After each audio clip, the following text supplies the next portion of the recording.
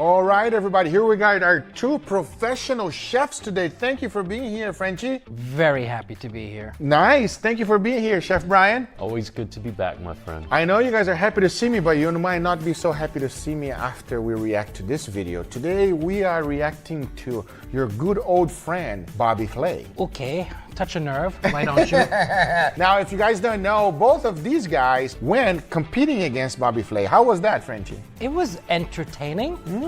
That's the word we're going for. Yeah. Oh, how about you? I went on and he went down.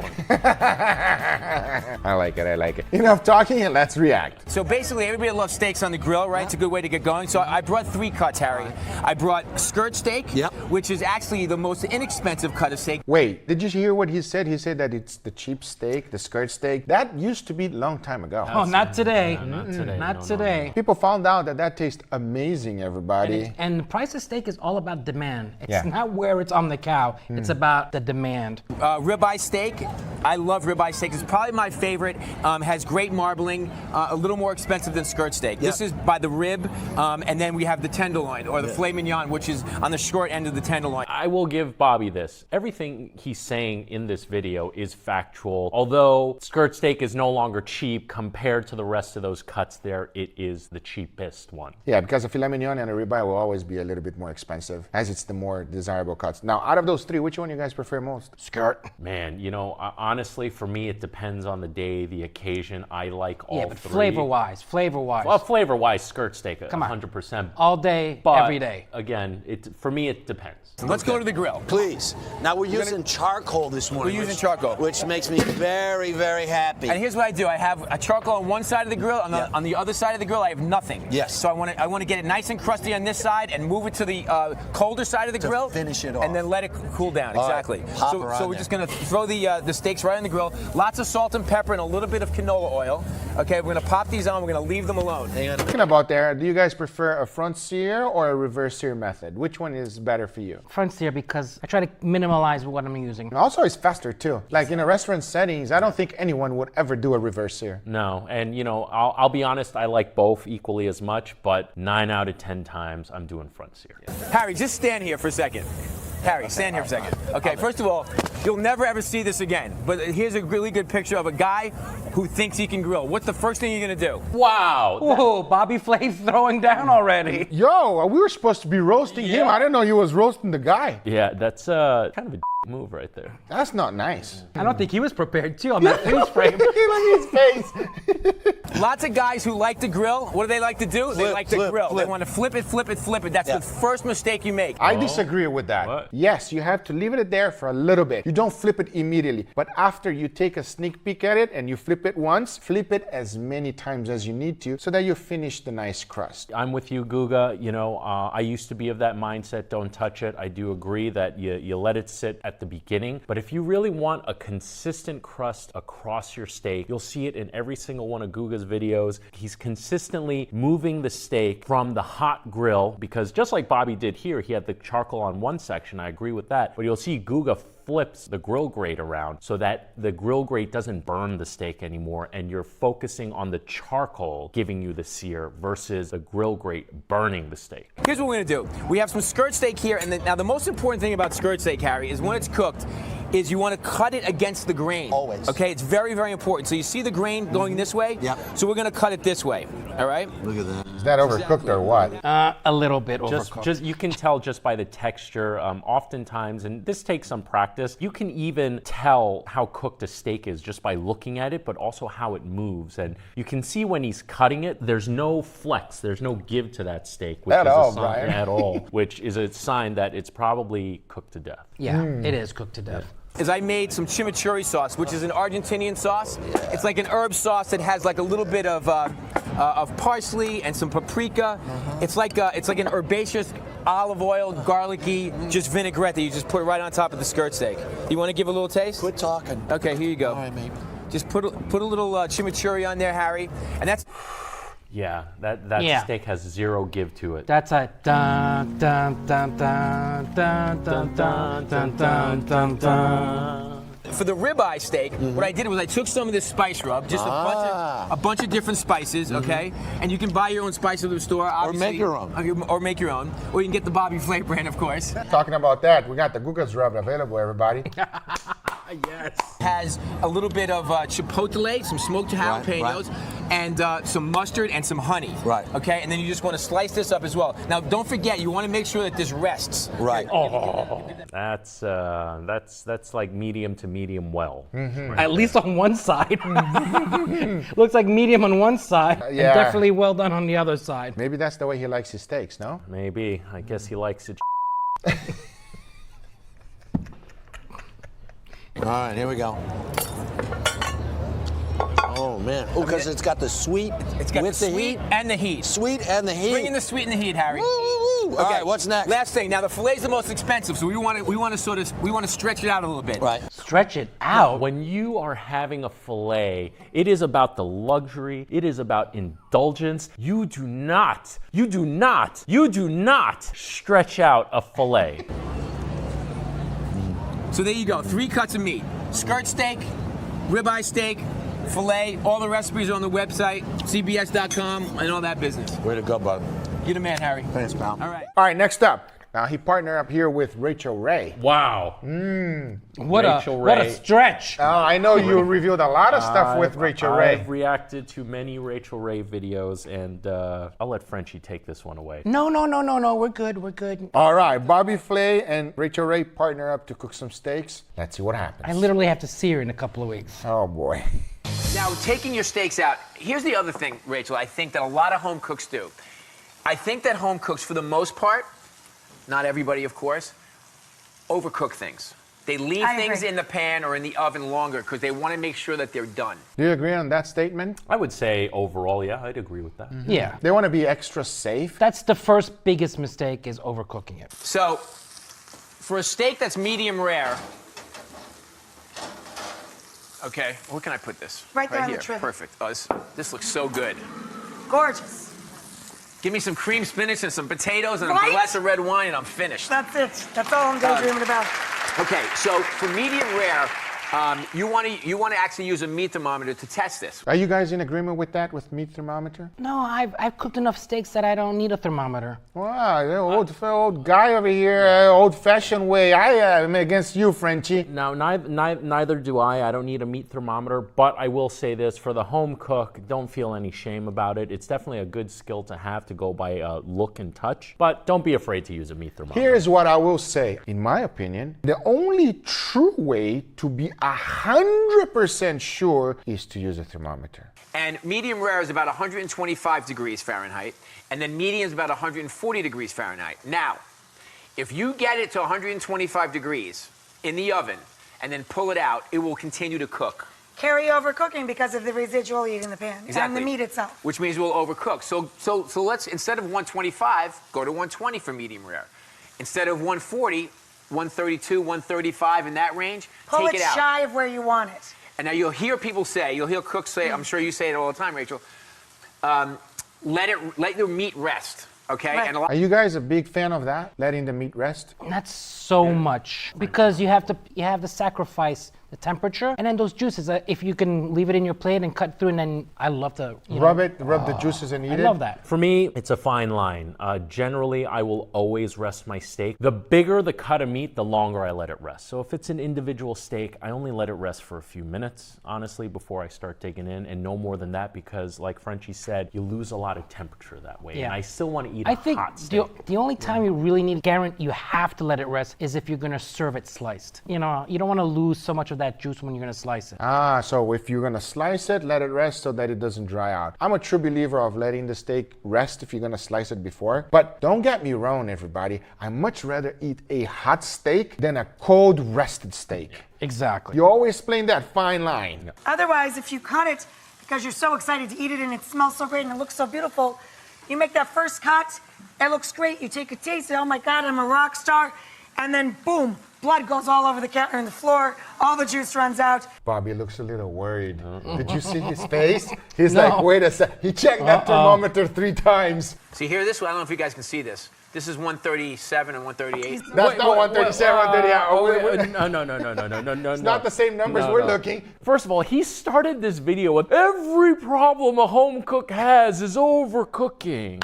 And then he's like, medium rare is 125. It's 141.9. Do you smell that? Bullshit. The bullshit.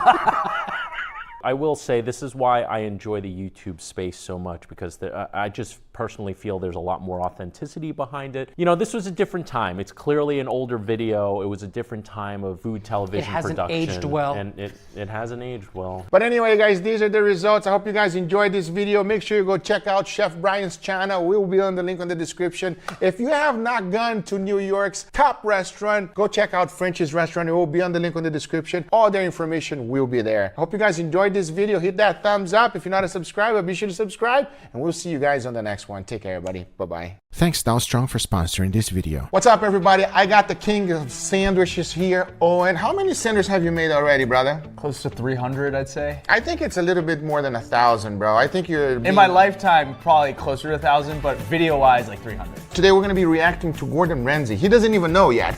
I have not seen this video before. The reason you're here is because you are a sandwich master, and he did a grilled cheese sandwich that I would love your opinion on it. That is a staple in the sandwich game. Oh, perfect. This is gonna be a lot of fun, everybody. You ready? I'm ready, let's do it. Enough talking, let's begin. Tasmania? Never been. Me neither. Now, we all love grilled cheese. I grew up with it. That was cheese on toast. But there's something quite amazing for a grilled cheese, especially when you have these incredible cheeses. A Romano with pepperberry and Asiago. Beautiful. Are you familiar with those two cheeses? I know Pecorino Romano, but Yeah. like that clearly has mold on it. I know, right? By the way, you're Italian. A lot of people don't know that you're Italian, Yes. so you're the perfect guy for this. I do know my cheeses quite well. By the way, what's the best cheese for a grilled cheese sandwich? I actually like to do a blend. Right off the bat, when I think of grilled cheese, cheddar cheese is just an absolute classic. It melts really well. And then to add just a little bit of funk, maybe like some smoked Gouda. So I like that combo. I think I would rather that one than... Both of those cheeses right off the bat do not look like they melt well at all. I'm gonna just cut nice big long slices so I can take off the rind easily. Okay. That makes sense. Then. I mean, it looks like a hard cheese. Spicy. Look at that there. I mean, so beautiful. It probably smells like feet. He's like, oh, smelling it. I'm like, that probably smells like Yeah.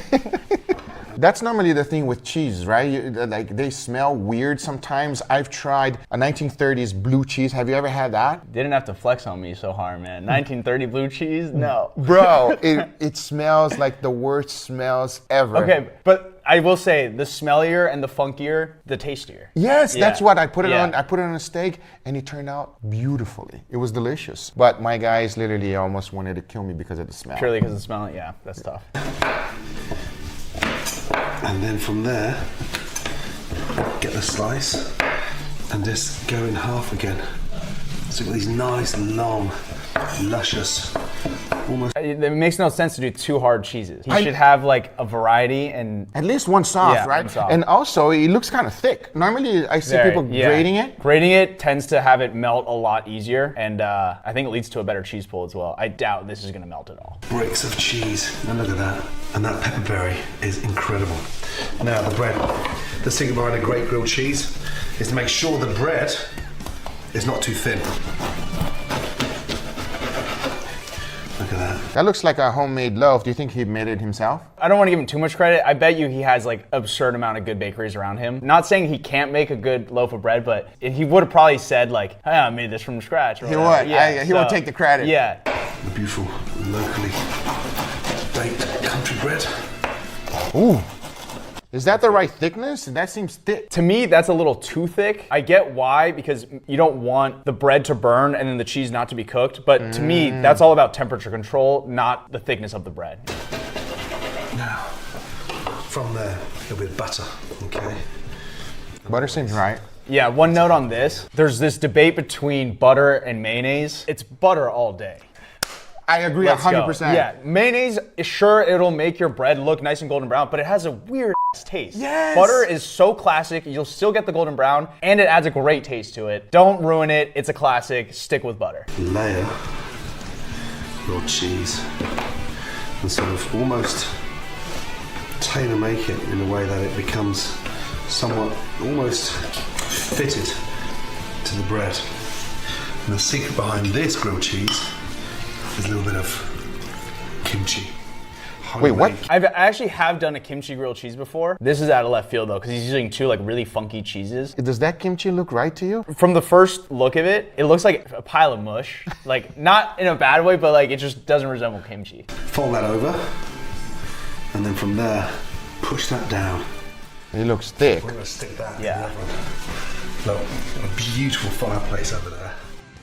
Naturally, how I would do it, you sear it, both sides, and then since it's so thick, just throw it in the oven. But to hear that he's not even gonna sear it, he's just gonna throw it, not even in the oven, in a fireplace. Is that gonna, wow. Nice and warm. Touch of olive oil in. I use fire all the time, and I don't know about this, might be a bad idea. Have you cooked a steak like that before? Steak, probably yes, with logs and stuff, not on a fireplace. This is a fireplace. Also, yeah, one, this is in his house, but would you, I know it's not a sandwich, but for a steak, would you sear it first and then like throw it on logs like that, or? I wouldn't throw it on logs, but keep it on the cast iron pan, I think it will work just fine. But for a grilled cheese sandwich, you want to get that perfect balance. But here is like, it seems like it's gonna be real hot. And then from there, get the temperature up. Just lightly. Starting to smoke. Smoke? That's gonna be hot. Push that down. Nice. I love how he has a fire burning right next to him. He's got a long sleeve, sweats, and a Patagonia, and not a single ounce of sweat has come off this man. Yeah, he's a beast. It's a good sizzle, but that sounds like it's hot. I know, it is burning. Weight on there. And just pushing it down.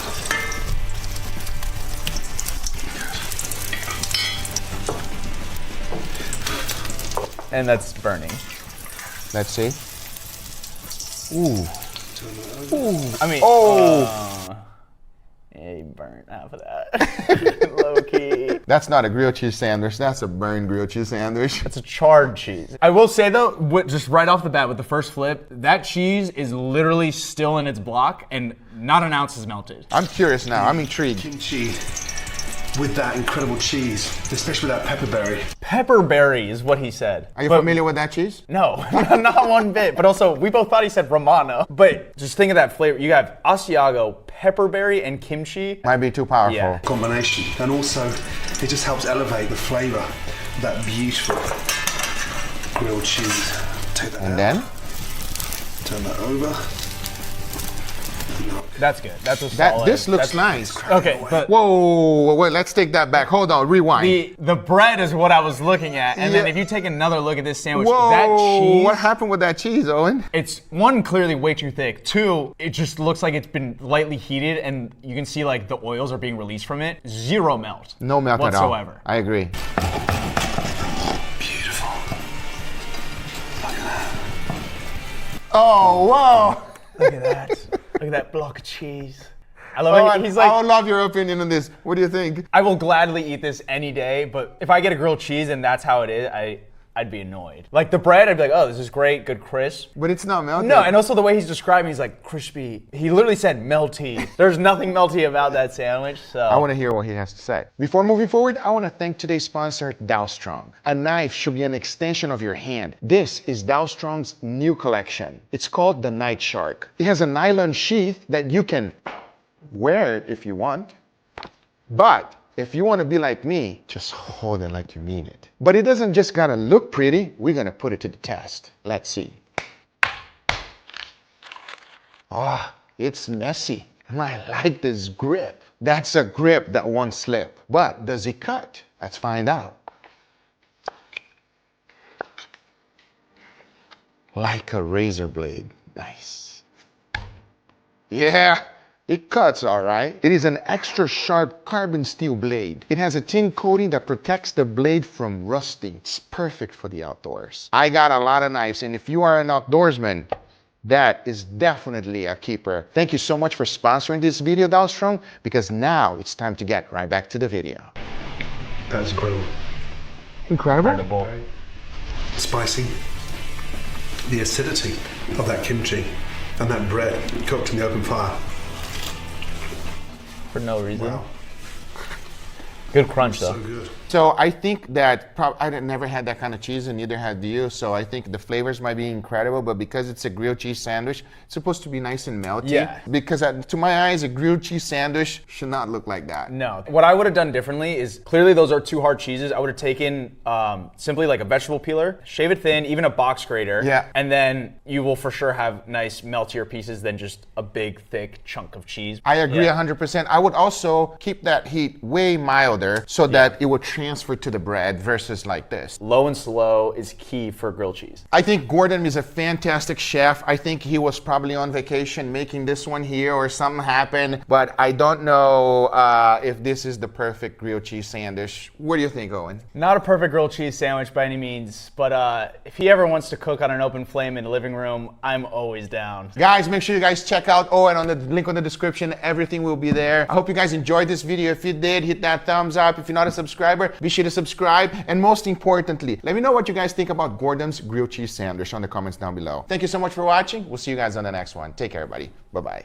Today we're going to be reacting to Gordon Ramsay. He is a 3 Michelin star chef and has incredible food to offer. And if there is one thing that I have specialized on is cooking steaks. Today we're going to review, critique, and hopefully learn something from the GOAT himself. Do not disappoint me, Gordon Ramsay. Right, the guide to cooking a perfect steak. Hot pan. The secret here is to make sure that we literally sear the steak and not boil it. Season it What happens is a lot of people don't get the pan super hot and then it just starts steaming the steak. first. Beautifully done. Get some nice large grains of pepper, so you got a nice bit of heat. I am against that. If you get large size of grain of peppers, what happens is they get stuck on your teeth. So I like a finely crushed. And a lot of people think that if you do that, you burn the pepper, and that is not true. I've done a full experiment on it. Pepper does not burn. When you're cooking it with the steak, you're actually toasting it as it's being cooked with the steak. The juices of the steak will not allow the pepper to burn. All that seasoning and sort of push in. The four most important parts to make sure you take them out of the fridge 20 minutes before you actually start cooking them. What? What did he say? What did he say? Fridge 20 minutes before you actually start cooking them. I have tried to take out the steaks before. It makes absolutely no difference, everybody. What happens is when you take the steak out of the refrigerator and you leave it on the countertop sitting down, it will not get to room temperature that fast. Honestly, 10 minutes is just not a huge difference. Stone cold in the center, you're gonna have to overcook it on the outside. Pan's just started smoking. Touch of oil in, roll that round, and then just lay the steaks away. Always away from me. Good, Let the always pan lay do the the steak work. away. That's the kind of noise you want to hear in the pan every time. Yep. That nice sear. Again, pair of tongs. Turn it over very carefully. Literally 30 seconds in the pan, you can see the color. Yep. Beautiful. That layer of fat on the back of the sirloin, you want to render that down as well. That's it there. So hit that into the pan. So a lot of times if the steak has a nice layer of fat like a New York strip as this one is, I like to start searing that first. What that does is that will coat the whole entire pan with a little bit of that grease. That way you can actually avoid the olive oil which is starting to cook with. Olive oil is not really the best for cooking steaks on a pan. That's because it has a very low smoke point. Using something like a grapeseed oil will give you better results and not give you any off flavor. But if you want the best results, use the fat from the steak itself since it's right there for you to render anyway. Pan to your advantage. Tilt the pan, let all that hot fat, olive oil run down the back, and it starts to sear the steak even better. You put a little bit of garlic in. We had that good idea. Wow, he's gonna add the garlic right now. Just lightly crush and then that gives a really nice flavor to the steak. Turning every minute so you got that nice even color. I love it. He's saying that turn that thing every minute. Unlike other chefs, and actually himself before, he says only flip the steak once. That is not true, everybody. Flip the steaks as many times as needed to get the nice, beautiful golden crust, and it will also cook the steak evenly. That is the right way. And if you're turning your steaks every minute, it starts to cook evenly. A little bit of thyme. Really nice to get that nice fragrant. I agree. Thyme is fantastic. And a touch more. I quite like my steaks rare, so rare's here, opposite the palm, at the top. Medium is there, and well done is at the top of your wrist. That is the worst advice you can give somebody to do. My hand is much stronger than Gordon Ramsay. Boom. roasted. My nephew's Angel is much skinnier. My wife's hand is even skinnier than that. So if you think the same amount of pressure between here and my hand is going to be the same for somebody that haven't cooked steak like you have millions of times, is impossible. Use a thermometer, everybody. Your steak will be perfect every single time and there's no guessing. I've even seen professional chefs get it wrong from time to time. Start off with my butter. Butter. Little knobs of butter. Yep. And this is where the steak starts to take on a completely different flavour. Tilt the pan, and then just baste the steaks. That fried thyme, that garlic, nothing burning. And that's why we started off with olive oil. So many chefs actually burn the butter and instead of becoming nice golden brown, it becomes just black. I'm guilty of that myself. I have made that mistake. But if you want the perfect steak, it must be nice and golden brown. It's called the Maillard reaction and it's what makes the steak taste better. Don't let your butter burn. It would just taste like Get the garlic, sort of brush the garlic over. Oh, I like that idea. You see, he did not peel his garlic. What I like to do is crush my garlic and remove all of the skin. This will produce more flavor into the steak. There's nothing wrong doing it this way, but I like my garlic golden brown. I would definitely recommend removing the skin. The gas, take them out. Beautiful. Yep. Let them rest. Let them rest, baby. And off. And then from there, slice. So for a steak like this, I will let it rest for 4 minutes. That's enough. Let's see, Gordon, if it's medium rare. Going on to medium rare. Oh, you're not going to show it to us? Wait. Delicious. You didn't show us the result? Wait. What do you mean you didn't show us the result? Do you think he messed it up? Do you think he did? Let me know in the comments down below. Thanks. 10 amazing tips to nail the perfect steak. Tip number 1, take the protein out of the refrigeration unit and let it rest to get up to room temperature for at least 10 minutes before you cook it. That is not going to work, everybody. I have debunked this myth. If you want to watch the full video, the reason why and how long it actually takes, check out the card above. Number 2, season it heavily. Yes. Because you lose 35% of the seasoning the minute it goes in the pan. 100% agree on this one. A lot of people are afraid of adding too much salt, and I understand why, because you don't want to oversalt the steak. However, when you go in a steakhouse, they put a lot of seasoning in there. They want to make sure that you feel it. Yes, you can adjust the steak in the end and add more salt, but it will never be the same. And as soon as you're cooking it on the pan, you're going to leave a lot of that seasoning behind on the pan itself. The same thing goes with butter. Whenever you do butter basting, make sure you add a lot of butter. So, salt, pepper, freshly ground pepper, roll it in the seasoning, and then literally season it again just before it goes into the pan. Number 3, make sure when placing the steak into the pan or on the grill, you lay it away from you. Yes. Never drop it towards you for fear of splashing hot oil on your arms, and you've got more control when you're laying away. I agree 100%. Tip number 4, for me, it's all about the searing. Make sure you have an amazing sear on that steak and don't turn it unless it's colored. Remember, no color, no flavor. Well, he's just contradicting himself right now. Don't turn it until you have color. And he flipped that steak many times. Flip the steak as many times as necessary, everybody. How are you gonna know if it's a nice golden brown crust if you don't flip it and you look at it? Also, if the steak is extremely thick, you gotta keep flipping it so you cook evenly. But I think the most important takeaway from this is a crust. A nice, beautiful steak crust will make your steak better. Remember this. Grill marks are for show. You want a nice golden brown crust. It will look better, and most importantly, it will taste better. Number 5, think about fragrance. Ladies, especially when you dress up beautifully, you put some perfume on. Men, you wear aftershave. My perfume is perfume of steak and sweat and barbecue, everybody. Hopefully that's a good one and you enjoy that. Aromatics, garlic, thyme and rosemary. If you can put some garlic in there, some thyme and rosemary, it will make that steak way more fragrant. I agree with him, but I think that rosemary is a little bit overpowering for steak. I almost never use it. Thyme is fantastic. Orange peel is incredible. Lemon peel is also great, but rosemary is just a little bit overpowering for me. 6, for me this is a super important tip. Put a tiny knob of butter into the pan. They are not cheap with the butter. They want you to have an incredible experience whenever you go to their steakhouse. So they use a lot of butter, and there's nothing wrong with that. Here's what most people don't understand. You're not gonna be eating all of that butter. You're just looking for that incredible Maillard reaction as you're basting the steak. And for that, you need quite a bit of butter. Adding like a half a teaspoon in there is just not gonna work. Before you take that steak out, and make sure you baste it with that butter. Let the butter caramelize, and it gives that really nice nut brown flavor on top of that steak. I agree 100%. Number 7, the minute you take the steak out of the pan or off the grill, you have to let it rest.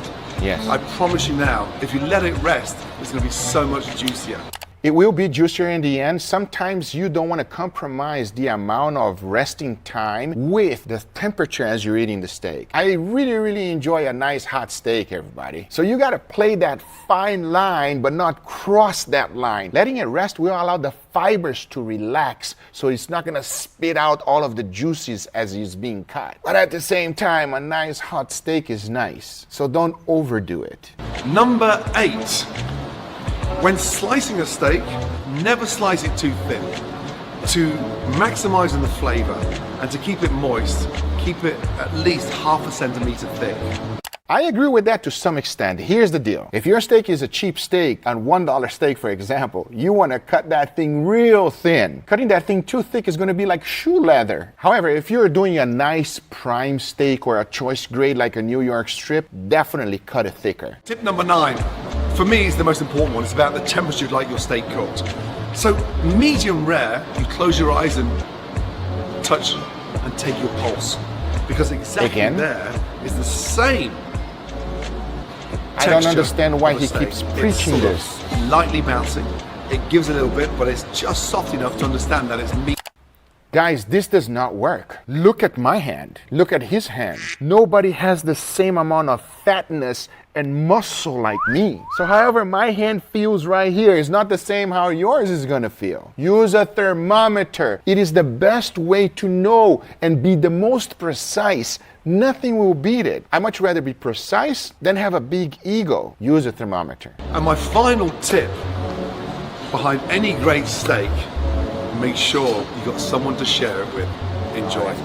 That was a great tip, and definitely that's one of the reasons I cook for my guys and my family. I love to cook for them. I love to see the reaction when they enjoy a steak, and I also like to see the reactions when they don't enjoy it. Because let's be honest, sometimes it's just kind of funny. That's terrible. Hey, Meow Meow, what you doing over here? Hey, what? We're making a video. No, I'm not gonna. I hope you guys enjoyed this video. If you did, hit that thumbs up. If you're not a subscriber, be sure to subscribe. Let us know what you want us to react to next, and we'll see you on the next one. Take care, everybody. Bye-bye. Today, we're going to be reacting to Uncle Roger's #1 rival, Jamie Oliver. Me and Uncle Roger have become great friends. But as you know, he has made a career out of talking about Jamie Oliver, especially putting chili jam on fried rice. Oh, no. Putting jam in rice. Now the question is, will Jamie also do that for steaks? Well, let's find out. I'm going to show you how to cook a perfect steak. First of all, get your steak out of the fridge, 20 minutes, half an hour or so before you want to cook it. Give it a chance to come up to room temperature. It'll cook much better that way. So here's a fun fact for you. Steaks will not come to room temperature within 20 minutes or half an hour. Doing this will only allow the steak to raise 1 to 2 degrees. When you put a steak out of the refrigerator, it's usually at 34 degrees Fahrenheit. Here's the conversion for my people that are not in the US. And room temperature usually is 75 degrees Fahrenheit. So only raising your steak 2 degrees does not make a lot of difference. However, you could do it if you would like to brine your steak. This means to season the steak with salt and allow that salt to penetrate deeply into the meat. This makes a lot more sense. Drizzle with a little bit of olive oil. So it doesn't seem like Jamie Oliver has a lot of confidence on this video. I can tell that it's one of his earliest video, and he's kind of like a beginner YouTuber, let's say. I've seen so many people put olive oil on the steak first. Usually they do that so that the seasoning will stick to the steak. There's no problem with that at all, it's fine. Sprinkle of salt. Good amount of salt. Black pepper. That's it? That's the amount of salt you're gonna put? Turn the steak over. Do the same thing again. What? that steak is going to be extremely under-seasoned. The biggest mistake most people make is under-season their steak. Here's the issue. A lot of that seasoning will stick to the pan and you're gonna lose it. Yes, you can go ahead and correct it in the end with additional salt, but why not just do it right now? That way you're gonna have a nice roasted pepper flavor and a perfectly seasoned steak. So yes, make sure you season your steak properly. And push that lovely seasoning into the meat. Pushing the seasoning into the meat, that doesn't work, everybody. Nicely coated. So when your pan's hot, lift your steak up, and I'm just going to lay it in the pan like that. What? Is he using a non-stick pan to cook his steak? Oh, Uncle Roger, gonna be pissed. He make Uncle Roger put my leg down from chair. This is an abomination. First of all, that pan is not hot enough. Second, there is absolutely no oil in the pan whatsoever. You see, oil helps transfer heat to the meat. Third, I like to use the steak's fat to start searing it. That means you start with the fat cap first. As it renders down, you will have enough coating of fat or oil on the pan so that you can get started. This is the best way. I can guarantee you later on he's gonna try to sear the fat. But why not do it right now, in the beginning? That way you can put that fat to good use. I can see Uncle Roger right now saying, Hiya, Jamie. It's important that the pan you put it in is a nice heavy bottom pan. That means the steak's going to get really good heat off it, and it's not going to cool the pan down. I love how he says that it's important to have a nice heavy pan and he's using an extremely thin pan. I mean, your head is right, but the action is not that right. Once your steak's in, take a nice pair of tongs and make sure that...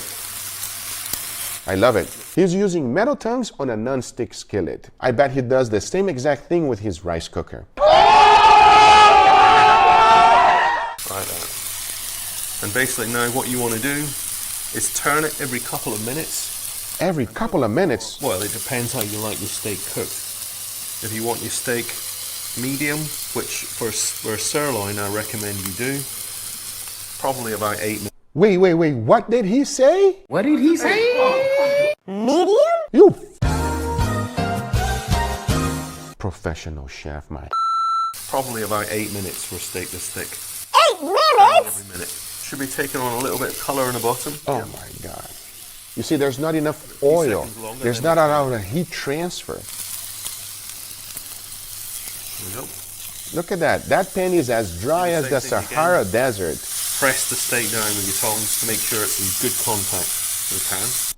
That's a sad looking steak, everybody. Wow. It makes me laugh but cry inside. I'm just going to lift it up now and sear it on the side, on the fat. You're going to sear the fat now? A little bit crispy. Then it's much nicer to eat. See what I'm talking about, everybody? Do this step ahead of time. You will be able to use that fat to cook your steak. And by doing that alone, you're already cooking better than this guy. See that fat coming out? It's melting out of the... Duh, I should have done that before. Wow. No. There you go. See the difference that made? There's almost no difference. You got to do it longer, dude. Another little sear on its skin. This is like my nephew Angel cooking a steak, man. Actually, I take that back. Angel cooks way better than that. That's been about 6-7 minutes now. I'll give it one more minute. 6-7 minutes? Did he say 6-7 minutes? That thing is not going to be even medium. That thing is going to be well done to the max and without a nice crust. That's the steak ready now.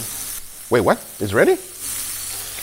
I'm going to lift it out and pop it on a plate to rest. At least he's going to let it rest. That's a good idea. Wow. As the steak's resting... See, there's not enough give it a little oil, squeeze everybody. now.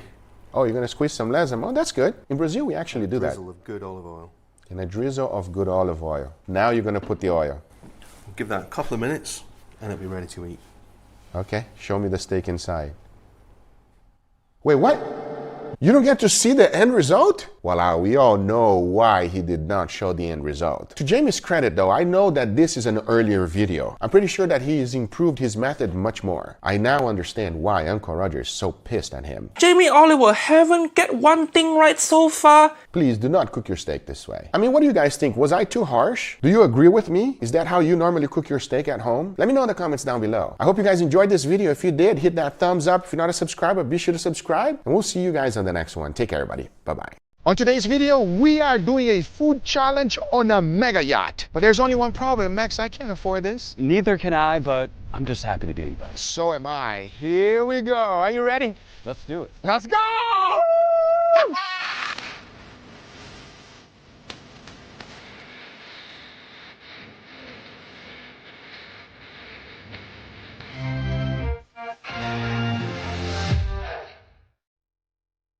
Welcome to Romeo Foxtrot, a 116-foot Hargrave super yacht that goes for $20 million. Wow. Oh my God. Before we get started, come on in. Let me show you around. Let's go. Let's do it. Wow. Welcome aboard, gentlemen. This is a huge boat, man. Welcome to the main salon. Wow. This is way nicer than my house. Mine too. This is your dining table here in your main salon, and this leads right to your professional kitchen galley. I mean, this is the real deal right here. Real deal, Max. It's not from IKEA. No. Here is your galley kitchen. Wow. It's where we belong, Max. Yes. And this is your master bedroom. Wow. Guga, I like it. I like it a lot. Follow me down here, gentlemen. And here you have your VIP bedroom. We can bring people in, Max. Yeah. We don't have any friends though. It's just me and you, so That's true. Yeah, we'll share the whole thing. Whatever. But wait, there's another one. And another one. Come upstairs, gentlemen. I'll show you the rest. Wow, there's more. It just never ends. And here we have your Sky Lounge. I think this might be my favorite spot right now. And here you have the entertainment space of a lifetime. Yeah, they call that Lazy Susan. You know why? Because Susan is always lazy. Oh, that's a cheesy joke. Whoa, wow. Whoa. Welcome to your oasis. Wow. Now this is my favorite spot of the boat. What? Is that an infinity pool jacuzzi? Max, you can stay downstairs. I'll stay up here. No. Are you kidding me? In. This is sick. It makes me wonder, what exactly are we doing here, Max? I have no idea. I'm just soaking it in for now. Logan, why are we here? Come, let me show you why. Here's how this is going to work. You guys are going to make me some excellent food. In front of you, there are 5 proteins. We have a Japanese Wagyu A5, 1 Iberico pork belly, a huge Wagyu tomahawk, some shrimp because I love it. Who likes shrimp? What a weirdo. And 1 Polish sausage. Yeah, I don't want that. I like the Wagyu. Pick a number between 1 and 5, and that will be your protein. I'll go right in the middle. We'll go with 3. 3. Okay, I'll pick 2. Max, you've gotten the Wagyu tomahawk. Let's go! Let's go. You're so done. I'm gonna shake up the shrimp. You're so done. Okay. It's over already. What's mine? Guga, you have the pork belly. Well, you know, it's not that bad. You got the steak. It's a Iberico though, and you're Guga. But you got a Wagyu tomahawk. Damn. Oh, we're not done yet. In front of you, we have rice, noodles, pasta, potatoes, and bread. The choice is yours for your side. Well, I'll pick this one here, Max. I'll pick first because you picked last. Okay, I got an idea. Should work. So what are we competing for? Guga, Max. This is a $20 million super yacht, chartering for $125,000 a week. But whoever wins this challenge gets to keep it for the weekend for free. Oh, it's on! Wait, can I bring my crew with me? You can bring whoever you want. Yeah! And bring more of these starchy sides too. Let's go!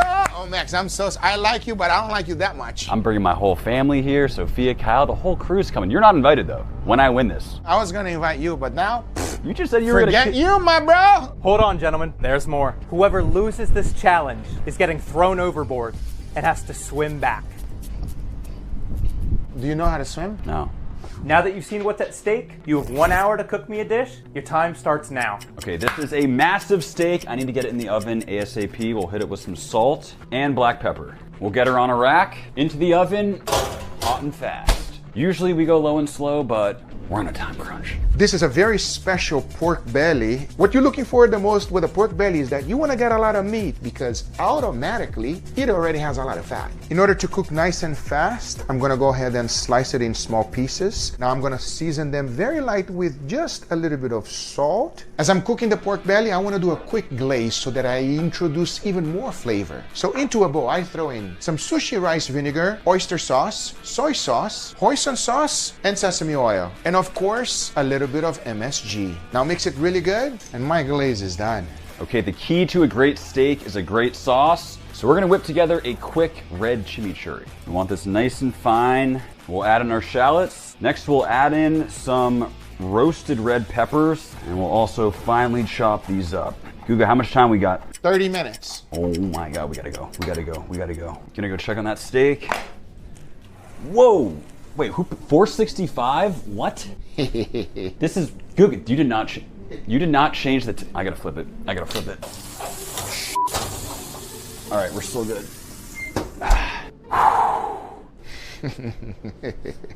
Red peppers in. Grab this garlic here. Garlic in. Beautiful fresh parsley in. We're gonna kick it up a notch with some Korean chili flakes. Get it nicely seasoned with salt, bit of black pepper in there, and we'll finish with some red wine vinegar and just a bit of oil. Now we'll give this a nice mix, and our chimichurri sauce is done. Now the key of getting a nice pork belly is to cook it super nice and slow, okay? That way we're gonna render this fat properly, get a nice caramelization, and cook it all the way through. Smelling pretty good, Guga. Thanks, buddy. Yeah. Hey, sorry about your steak. I was messing with you know what I mean? Speaking of, Guga, I do not trust you around my oven. Guys, I'm getting hungry, but come with me. I got one more thing for you guys to do. In front of us is some of my favorite things to eat. You must add at least one of these items to each of your dishes. We have pecorino romano, Parmesan cheese, straight from Italy, guanciale, black truffle, foie gras, 2 types of caviar, and prosciutto. Dude, are you Italian or something? Yes, sir. Wow, that makes sense. Everything is Italian. Max, what do you want to pick? Guga, you know I love my cheese wheels. I'm going with this. I'm gonna go, just for garnish, since you like expensive taste, caviar. I've never added caviar to my noodles, but that's what he likes. That's what he likes. We'll figure that out. But I got a nice, beautiful golden brown color on this pork belly. This is my burger press, but it's also a meat press, everybody. Especially for pork belly, you want to have total contact, you know? That way we're going to get that nice golden brown color that we were looking for. Parmesan should be perfect for the sandwich. Speaking of, let's get started on the bread. They're twins. I want to make a massive sandwich, so I'm actually going to slice it first. Got my pork belly. Oh, nice and golden brown, everybody. That's what you want, you know? Don't burn the pork belly. Nice and slow is the way to go. Dude, you can actually use your pan there. Yeah. We have that beautiful rendered pork fat. That is golden brown perfection. I think our steak should be just about done. All it needs now is a crust. You know, meat against pork, it's like, if you lose this one, you suck, Max. I actually agree with that. Okay, I'll just quickly take some thin slices, lay down some cheese on the crispy bread, and now we're ready to sear. Got my water ready to go for my noodles. I'm gonna throw my noodles right in there, let that cook. We'll start by toasting up the cheese, and now my favorite part. Let's do this. And that is the color we're looking for. My noodle is fully cooked. Now for the sauce, I'm gonna do something super simple. This is Spitty Pitty sauce. I made an entire video about it, everybody. It is one of the greatest sauce I've ever experienced. After going to Portugal, man, I got addicted to this thing. And I'm gonna make this noodle fantastic. First, I'm gonna put this on a bowl. I mean, check out the consistency. Now I'm gonna grab the noodles, put it on a wok, toss them together. Now we plate. Guga, have you ever seen a perfect crust before? Wow, that looks beautiful, but you got 3 minutes. I got all my stuff done. 3 minutes? I'm gonna plate. Now I'm gonna throw my pork belly in there together with a little bit of the glaze. Mix that up to give it even more additional flavor. Get this right off the bone, and we'll take our slices. And we'll get a few more nice thick slices for our steak. My dirty secret is that actually Guga taught me how to do this. And now we assemble. Layer 1. Layers of that beautiful tomahawk. What do we got, like 1 minute left? We're gonna hit it with the chimichurri. We'll throw on the top. And my tomahawk Wagyu sandwich is done. Now I'm gonna plate. First, I'll set down my noodles, followed by a little bit of piri-piri sauce, a tiny bit of scallions, a few sesame seeds, and a generous amount of that pork belly. I cannot forget about the caviar. Now that is worth 20 million bucks. Ready? Let's do it. It's out of our hands now. Yeah. Let's go. There we go, guys. I hope you enjoy it. Sophia, I know you got my back. You know what to do, yeah? We're going on vacation. Wow, this one looks really, really good. Look at this though. I mean, medium rare steak. I'll tell you, they both definitely understood the assignment. I say we start with the pork first. Here, I'll do the honors, yeah? Here, let me help you out. Is that pasta Thank you. overcooked? You can tell that by looking. Yeah, I mean, it's falling apart. You know, some dishes are beautiful. This is gorgeous. And I'm very excited to try. Well, cheers. Cheers. Do you guys have any water by any chance? You get a little bit of sweetness from that pork belly. It's still rich and fatty and juicy. The noodles are not overcooked, by the way. Nice richness from the caviar too. This is really good. It's just overpowering. The pork belly is very, rich, and the noodles are very rich, and everything is just too rich. But then the pork belly comes in and it has a nice sweetness that perfectly balances the flavors. Sophia, I don't think you're enjoying your dish. So if you want, you can just pass it over here and I'll finish it off. Yeah, oh, please, yes. Do you want some? No, I'll take it. Enough, both of you. Let's get to the next dish. Let me serve you today's most elite dish. Actually, sir, let me give you the bone.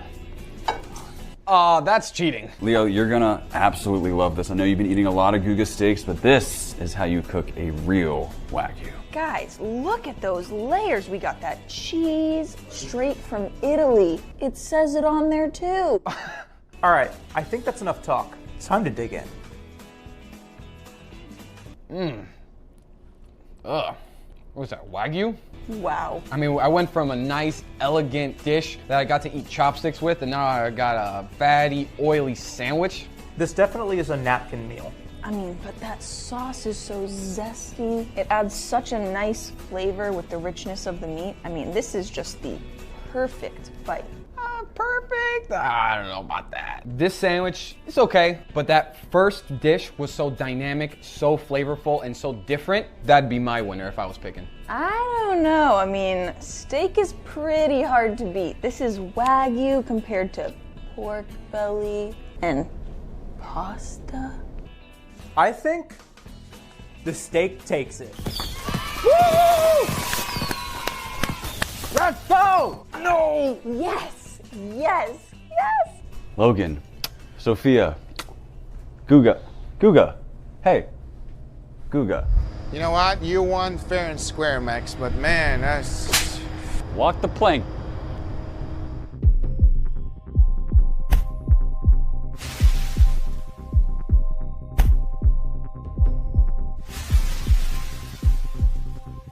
Ah!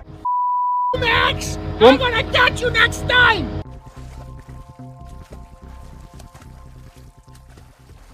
See you back home, Guga.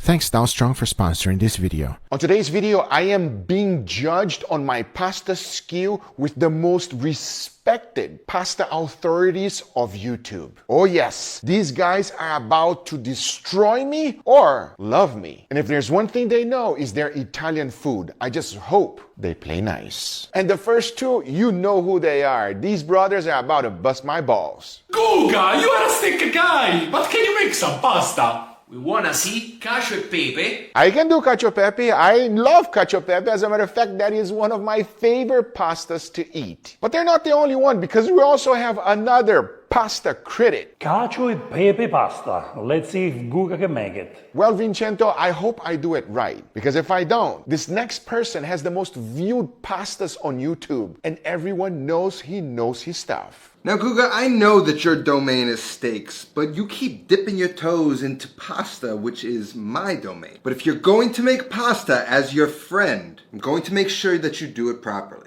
Oh boy, here goes nothing. This pasta is the symbol of Rome, and like the Colosseum is truly iconic, the simplicity of this pasta is like no other. But to get it right, it is not as easy as you might think. This pasta has 3 ingredients: Sounds easy, but it could be the most difficult pasta you can make.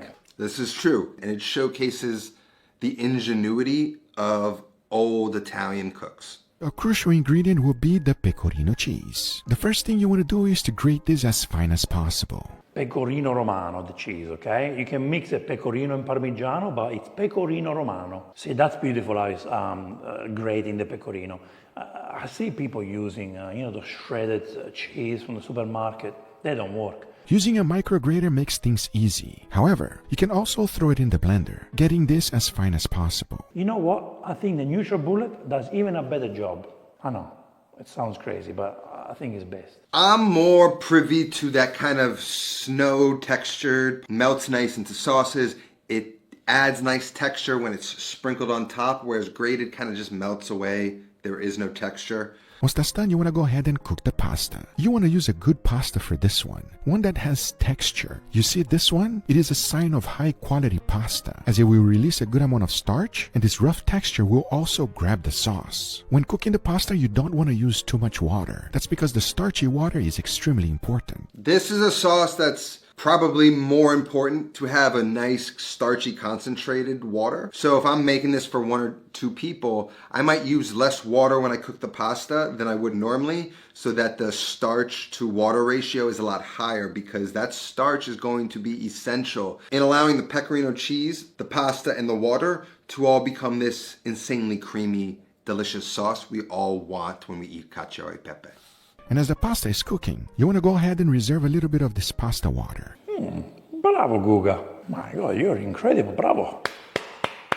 Let it cool off a little, because we want to mix this with the pecorino cheese. And if you put it too hot, it can actually melt the cheese and make it stringy. Overheating of the cheese above 180 will break the cheese, just like you're seeing here. It'll come clumpy and lumpy and just not good eats. That's not what you want. To be specifically, you want it under 180 degrees Fahrenheit. Guga knows his temps. Just add little by little and keep mixing it until you make a cream. A nice thick cream just like this. As the next step is to get a pan and toast up some black pepper. You want it to be freshly cracked black pepper, because if it's too fine, it will burn. As soon as you can smell that black pepper aroma, it's time to grab some pasta water and immediately put it in the pan. Shake the pan and prevent the pepper from burning. Can you imagine the smell in your kitchen right now? You got this pepper going into your nostril. As once that's done, you want to go ahead and grab the pasta and immediately throw it in there. Mix everything together. Make sure you coat that pasta with that black pepper. Yeah, the importance of making love, the importance of getting the ingredients to make love. Pepper, the water, the pasta, the make love, the jump.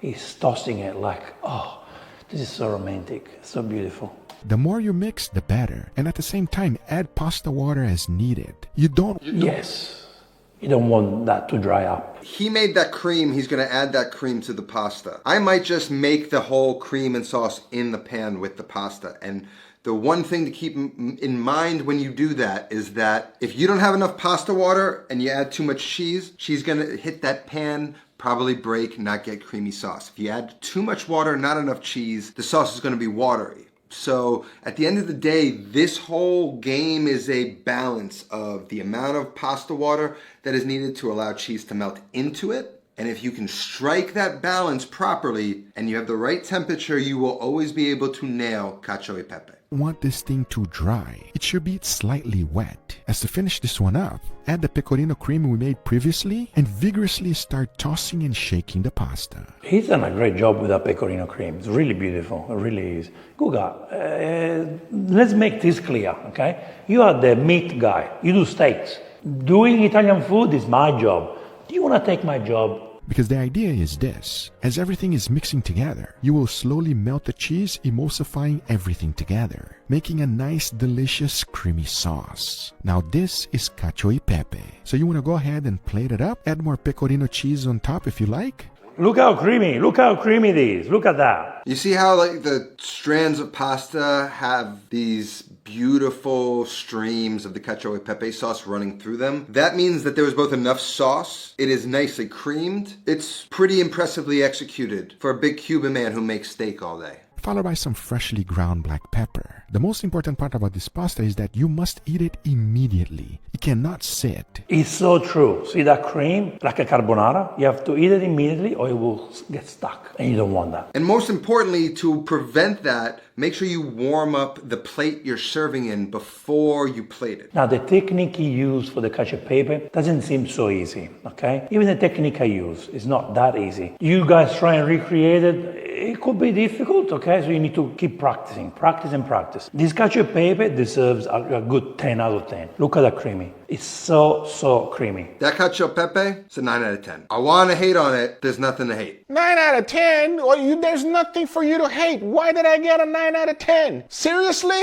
That was a beautiful cacio e pepe. If there's one pasta that I am proud of, everybody, is cacio e pepe. And my next pasta might be one of the most beloved one. Gentlemen, be nice. This is our next pasta. Now first, the meat. You really want to find this, guanciale. It is cured pork and most people think it's similar to bacon or pancetta. But in all honesty, it's really not. Yeah, bravo Guga. Tell everyone, come on, you're the meat guy. It truly is a flavor of its own. It cannot be compared to pancetta, to bacon, to prosciutto, to anything. When you're making the 4 Roman pastas, it's annoying to hear people say you must use guanciale, but I didn't used to use it until it became available in America. And once I started using it here, once I ate it enough in Rome, there's no going back. Usually you will find this in any Italian supermarket, and you can always get it online. After cutting it up, you should be left with something like this. I love it. That's how I love it. You got fat, meat, fat. Beautiful. Beautiful, beautiful, beautiful. Bravo. I really advise on cutting that herb crust off there. Not a big deal if you don't, but it's just better practice to do it. And if you don't, if it's covered in black pepper or herbs, you just run the risk of them getting burnt and getting a little bitter flavor. A nice little strip with ratio of mostly fat and a tiny bit of meat. Yes. So you get crunchy, tender, crunchy. And that is what you want because we're going to be mainly using the fat. So under low heat, you want to start cooking the guanciale. Keep the heat low. We want everything to melt nice and slow. You are good, Guga. I like it. You put lots of passion here. Bravo. If you rush the process, it will burn and you will ruin everything. That's right. Do not rush it. Bravo. Next up, the pasta. I'm using this high quality spaghetti. Notice the rough texture. You want to cook it following the instructions in the packaging. And as that was going, into a bowl you want to add some egg yolks, followed by grated pecorino romano. You use a whole egg, which is nice, and the egg yolk. Maybe put more pecorino, but let's see what you're going to do. I don't think it's enough pecorino, in my opinion. I put a lot of pecorino in carbonara, but let's see. Generous amount of freshly ground black pepper and whisk vigorously everything together. This is our carbonara cream. Wow, that's a beautiful carbonara cream. Bellissimo. Notice that I still have a good amount of fat in there, so go ahead and throw the pasta right on top. Mix everything together so you can coat the pasta with the guanciale oil. And the pasta make love with the guanciale oil, and it basically gets flavors. The pasta gets beautiful flavors from the guanciale. You notice all the herbs and stuff in that oil? That's kind of what I don't want to happen, but it's not a big deal. Go ahead and add some pasta water in the process also, because next up, you want to add the cream we just made. All of it. Now toss and mix everything together, and as you're doing that, the sauce will start becoming extremely creamy. For the amount of pasta you use, which is not a lot, I think the amount of pecorino was great. It was actually good. So look at the color of the pasta. Look how beautiful it is. Beautiful, creamy. Again, now the heat is equally as important in this recipe because not only are you trying to melt cheese, you're also adding egg, which can scramble or curdle. The more you toss, the creamier it gets. Make sure to keep everything under low heat or turn the heat completely off. Yeah, very good tip. Another important thing is usually when you cook pastas, you're instructed to pull them out a little before al dente and finish cooking in the sauce. And while we do finish cooking a pasta or all these pastas in the sauce, we can't heat these sauces up too much. So the importance of pulling them out of the water when they are perfectly cooked and then adding them to the sauce, finishing them quickly and then getting them onto a plate and getting them eaten is the way that you want to handle this. The last thing we want is to cook the eggs. We want a nice creamy pasta just like this. Because once this is done, you want to go ahead and plate it up, add a generous amount of pecorino romano on top, followed by that beautiful guanciale we cooked previously, and you can always add more black pepper to your liking. Because in the end, you are left with this incredible dish, carbonara. maybe one of the most famous Roman pastas. And I'll tell you one thing, it is famous for a reason. Guys, I will give this a 10 out of 10. It was executed beautifully. Fantastico. Yes, you can put more pecorino, that's up to you. But honestly, it's done the right way. You use the perfect spaghetti with a rough texture, so absorb the sauce. You cook the guanciale so well. I like the amount of eggs he used. The carbonara, you can see, look at the image. There is no comments to be made. It's just perfect. If you do it the right way, it's beautiful. If you start adding cream, mushrooms, and whatever you use, then it's not a good plate. This is how you make a fantastic carbonara. Bravo. It looks amazing, creamy. It's got a nice visual color to it. The guanciale is crisp. It's a good looking carbonara. I'm gonna give it an 8.8. I'd eat the shit out of that. What? 8.8? Yo, Steve, you are ruthless, man. Why? I think my carbonara is delicious. It's perfect. Look, I'm not gonna lie. I went to Italy, and there I had Luciano's carbonara. I must say, everybody, mine is pretty good. Just like the next one, they decided to combine two amazing pastas together. Steve, be nice. So far, the roast is not that bad, but before moving to the next one, I want to thank today's sponsor, Dalstrong. The holidays are almost here. Time to find the perfect gift for the chef in your life. And when it comes to getting the best chef tools and gear, I always turn to Dalstrong. From chef knives to barbecue slices to cleaver, they got it all. Beautifully crafted, razor sharp, engineered to perform better and built to last. And just in time for gifting season, Dalstrong has released one of its coolest products yet, the officially licensed Superman collection. This two-piece set is so awesome. 8-inch chef knife and 4-inch Perry knife. The two essential knives for any chef. Check out the incredible detail in the blade and handle. This set's got collector's item written all over it, but it is more than a showpiece. With premium German steel and Dalstrong's world-class quality. It is razor sharp, feels great in the hand, and handles anything in the kitchen. For the hero chef in your life, the Superman superfan, or the collector, this is a must-have gift. So this holiday season, don't just give any gift. Give something unforgettable. Head over to Dalstrong.com and get yours before they sell out. Thanks Dalstrong for sponsoring this video. Happy holidays. Now, let's get right back to it. Next one is when Romans started getting really creative. This is a combination of two pastas you've seen before. Think cacio e pepe and carbonara without eggs. The reason why Guga is cooking so well is because I've seen Gustavo has been to Italy a few times in the last few years, but because he's been to Italy, I believe he's have a better understanding of Italian culture and food and passion and love that you need to dedicate to the food in Italy. So bravo, Guga.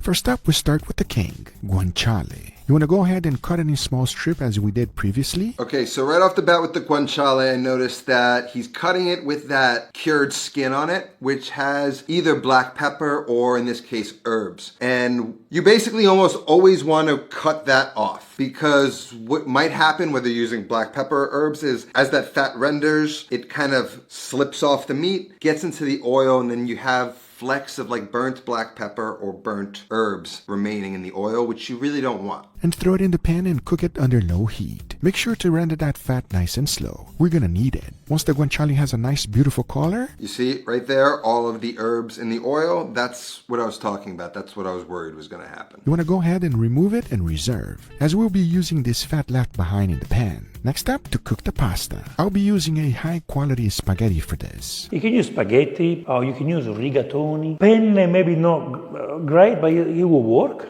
Yes, spaghetti or rigatoni, I think, or even paccheri, the small paccheri will do very well. Very important. You can see the texture in that pasta, which says to me that that is a slow-dried, bronze extruded pasta. The difference between that and like a commercial product you see at any supermarket, where it's kind of like a different, paler color and it has a smooth finish, that's shot out of a silicone die. Obviously faster for more efficient production, but it doesn't produce great pasta. I cooked it following the instructions in the packaging. Once that's done, into a bowl I added a generous amount of pasta water, followed by pecorino romano. Then you want to grab a whisk and whisk this all together, because you want to add that pasta water little by little. That's a good technique. Again, a very good technique to make the cacio e pepe cream. Beautiful. You could add the cheese straight to the pasta to form the cream, or you could add it to a bowl before you make it. Either way works. Some people find this is easier easier and more foolproof. And usually people are worried about the cheese breaking, right? So at the end of the day, that's more or less a problem of the ratio of water to everything else. That's usually either a problem with the heat or the ratio of cheese and pasta water. Just like cacio e pepe, we want to make a nice smooth cream, because in the end, you should be left with a creamy texture just like this. As now, into that guanciale fat, I added my pasta. Toss it really good to combine all of these things together, because next comes a generous amount of the cream we just made. So you could have done this in the bowl to make it easier, just because that cream is perfect as it is. To me, so far, it's like, wow, you really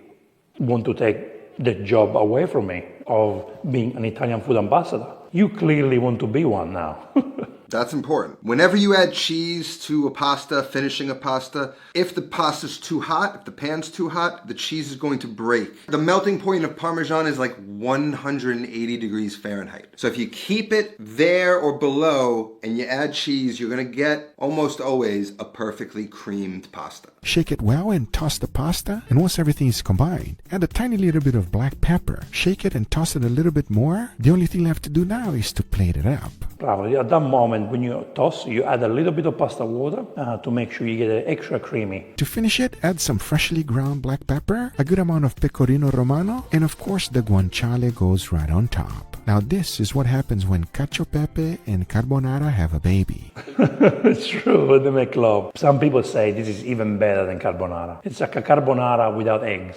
A pasta that deserves more credit because it is absolutely delicious. Oh, yes it is. Looks amazing. It's creamy. The guanciale is crisp. I'd love to eat it. I give this 8.2 out of 10. Negative points for the herbs on the guanciale. Steve, I understand where you're coming from, but my guanciale did not have a hard crust. That's why I was able to use that guanciale and let it render. However, I agree with you. If you have a hard crust guanciale, which is more popular than the one I had available, you should definitely cut it out because that does not give you a nice bite. But if you have nice and soft like mine, cook it and leave the herbs. I like the technique that you use to make the cacio e pepe cream. I like how you combine the ingredients, the words that you use to describe the dish. This deserves, again, a 10 out of 10. I don't know what else to say. Beautiful, beautiful execution. Thank you, Vincenzo. I appreciate that. But our very next one, if you love tomato sauce and meat, you're gonna enjoy this one. This one is just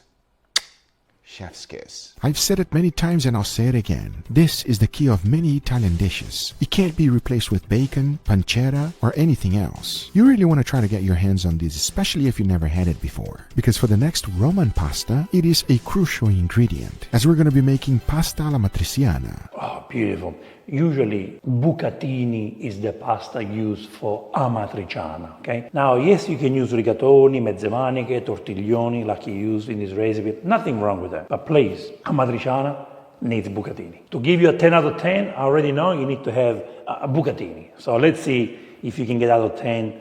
Let's see how you execute this recipe. Think of it as the most delicious tomato sauce pasta you've ever had in your life. And to make it, it's quite simple. After cutting up the guanciale in small strips just like this, you want to go ahead and throw it in the pan. Notice that I didn't put any olive oil or anything else. And that's because we want to use the rendered fat of the guanciale. Usually there's no olive oil in any of these pastas because they didn't have olive oil. Shepherds didn't want the weight of large jugs of oil as, you know, they're going about their business. Some cheese, some cured meats, that's all they needed. So the oil you're using for all of these that have the guanciale is the actual fat that's rendered out of the guanciale. That's the thing that's going to flavor everything. This is a lot more flavorful than any other oil you can put in there. You want to go ahead and get a nice golden brown color on your guanciale. Make sure to keep it under low heat because we need this fat. Next up, I went ahead and remove all of the guanciale and set it aside. Then you want to grab a can of whole tomato and crush it up. Yeah, crushing it by hand.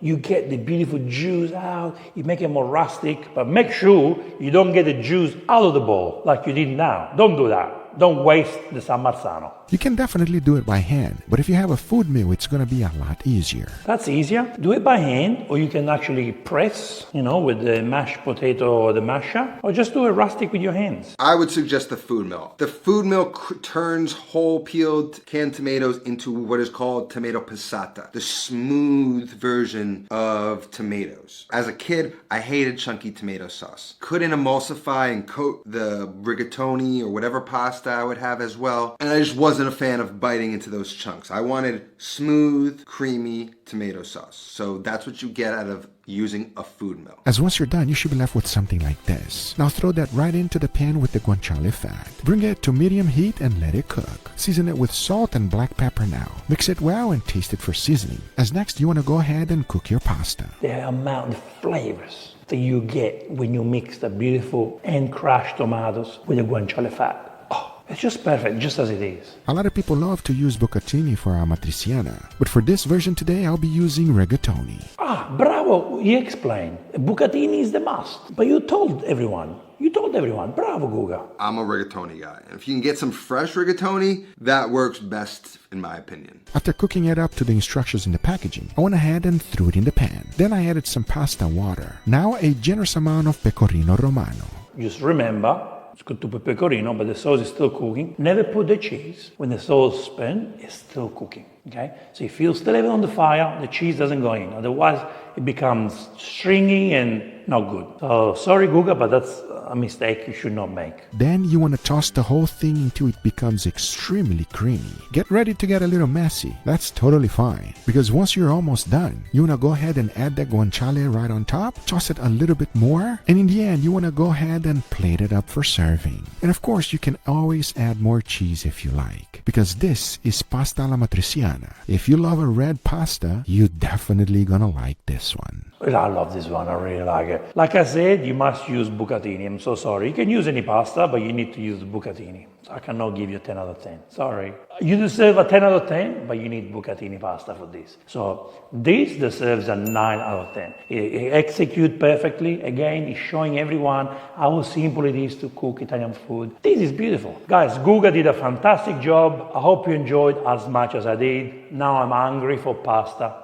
So let's go and cook some pasta. Okay, I've had amatriciana all over Rome. It's my favorite pasta, so I'll be a little bit more critical. Pasta looked a little bit dry. I'd love to see that sauce sort of cling to the pasta a little bit more. The guanciale looked good. I'm gonna give it an 8.4, and I'm gonna give it, I'll eat the shit out of that 2 rating. Guga, you did a fantastic job. I'm thoroughly impressed. And I'll make my way down south so we can make some pasta together. I cannot catch a break with Steve, man. I understand you're trying to be as critical as possible, and that's why I wanted you to be in this video, because I knew you were going to put me in check, and I'm always willing to learn. So, okay. Please go check out these guys on the link in the description down below. Give them some love. I hope you enjoyed this video. If you did, hit that thumbs up. If you're not a subscriber, be sure to subscribe. And I'll see you guys on the next one, because now I'm going to go practice that amatriciana.